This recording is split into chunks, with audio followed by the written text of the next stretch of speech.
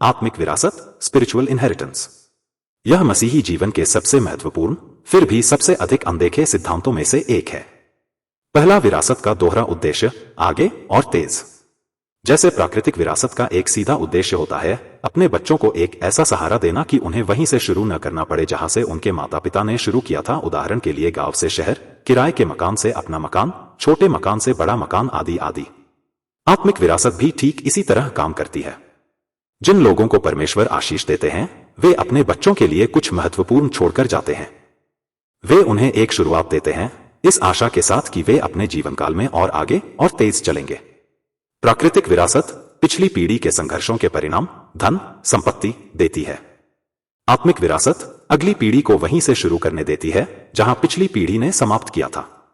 प्रभु की इच्छा है कि पीढ़ियां अपनी आत्मिक विरासतें आगे बढ़ाएं। यदि आप इस बात से सहमत हैं तो कमेंट बॉक्स में अपनी सहमति जाहिर करें। दूसरा, आत्मिक विरासत में मुफ्त का अनुग्रह। आत्मिक विरासत की सुंदरता क्या है? यह है कि हमें मुफ्त में वह मिलता है जिसकी कीमत किसी और ने चुकाई है। हम प्रभु से वे अनुग्रह, ग्रेसेस प्राप्त कर सकते हैं बिना उन दर्दनाक प्रक्रियाओं से गुजरे जिनसे पिछली पीढ़ियों को गुजरना पड़ा। हम उनके संघर्षों का फल पाते हैं। यह हमें राजा और उसके राज्य के प्रतिनिधित्व में अधिक प्रभावी और अधिक सक्षम बनाता है। यह केवल हमारे निजी सुख के लिए नहीं है, हालांकि यह आनंददायक है। आत्मिक विरासत का परम उद्देश्य यह है कि राजा और उसका राज्य पहले से अधिक स्थानों में फैल सके, अधिक गहरे स्तर पर प्रभाव रख सके। तीसरा, रहस्योद्घाटन की शक्ति, रेवलेशन। प्राकृतिक विरासत हमें वह देती है जो हमारे पास नहीं था, लेकिन आत्मिक विरासत एक पर्दा हटाकर हमें यह दिखाती है कि हमारे पास पहले से क्या रखने की अनुमति है। मूसा ने इस सत्य को समझा जब उसने कहा, परंतु जो बातें प्रकट की गई हैं वे सदैव हम और हमारे पुत्रों की ही हैं। व्यवस्था विवरण 29 का 29।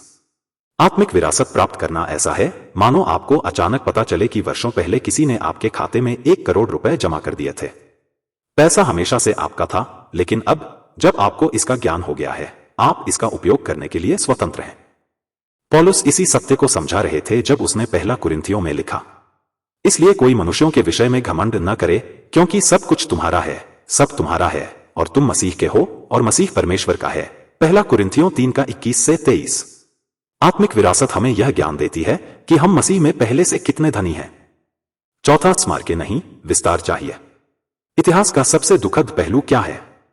यह कि जागरण, रिवाइवल आए और चले गए।